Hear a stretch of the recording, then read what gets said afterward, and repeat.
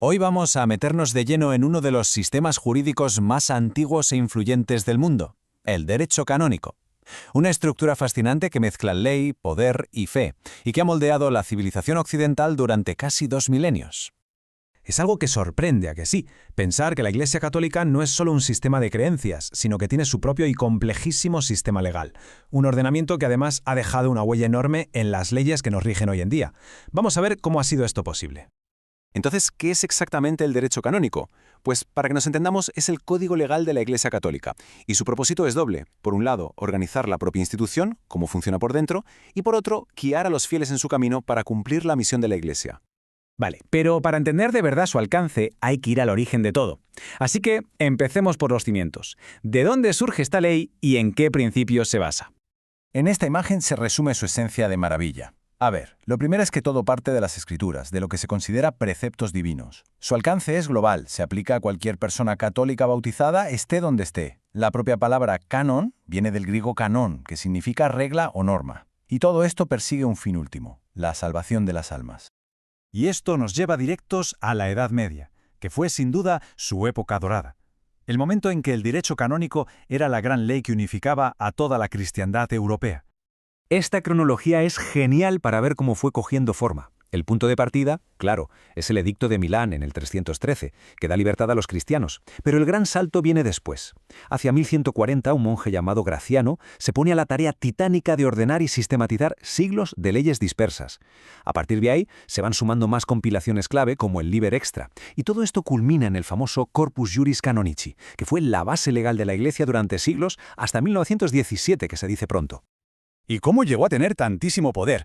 Hay que imaginarse una Europa totalmente fragmentada. En medio de ese caos, la Iglesia ofrecía un sistema legal unificado, escrito y académico, algo que era una auténtica rareza.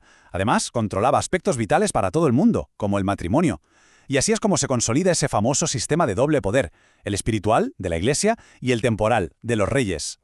Y claro, este principio de la dualidad no sale de la nada. Se basa en una cita fundamental. Dad al César lo que es del César y a Dios lo que es de Dios. Con esto, la Iglesia reconocía la autoridad de los gobernantes en lo terrenal, pero se reservaba para sí misma toda la jurisdicción sobre los asuntos del alma. Claro, que este dominio absoluto no podía durar para siempre. La llegada de la Edad Moderna trajo una crisis tremenda, que obligó a la Iglesia a reaccionar y a adaptarse a un mundo que estaba cambiando por completo. Esta imagen es que lo clava. Es súper visual. De repente, esa unidad de la cristiandad medieval salta por los aires. La Reforma protestante lo fractura todo. Empiezan a surgir iglesias nacionales, y los reyes aprovechan para reclamar poder sobre los asuntos religiosos. El viejo orden se había roto. ¿Y cómo reaccionó la Iglesia? Pues la verdad, de forma muy estratégica, atacando en dos frentes. Por un lado, el doctrinal. Con el Concilio de Trento reafirmó todos sus dogmas y el poder del Papa. Y por otro, el político, usando una herramienta clave: los concordatos.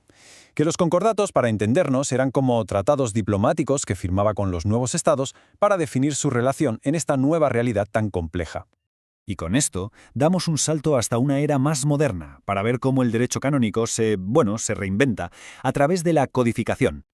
Hay que pensar que durante siglos y siglos la ley había sido ese antiguo corpus. Pero en 1917 todo cambia. Se promulga el primer Código de Derecho Canónico moderno. Un código que luego se revisó en 1983 para incluir las reformas importantísimas del Concilio Vaticano II.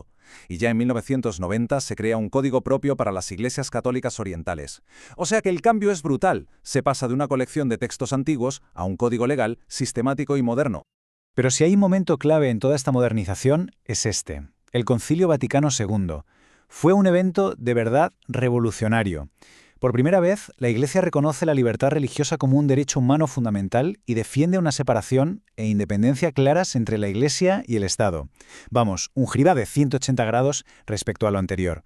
Y para ver este cambio en la práctica, el caso de España es perfecto. A ver, por un lado, durante el franquismo, el catolicismo era la religión oficial del Estado, con todos los privilegios que eso implicaba. Pero con la democracia, la Constitución del 78 crea un Estado aconfesional. ¿Qué significa esto? Pues que no hay religión oficial y que el Estado se compromete a cooperar con todas las confesiones por igual. Es básicamente llevar el espíritu del Vaticano II a la ley del país.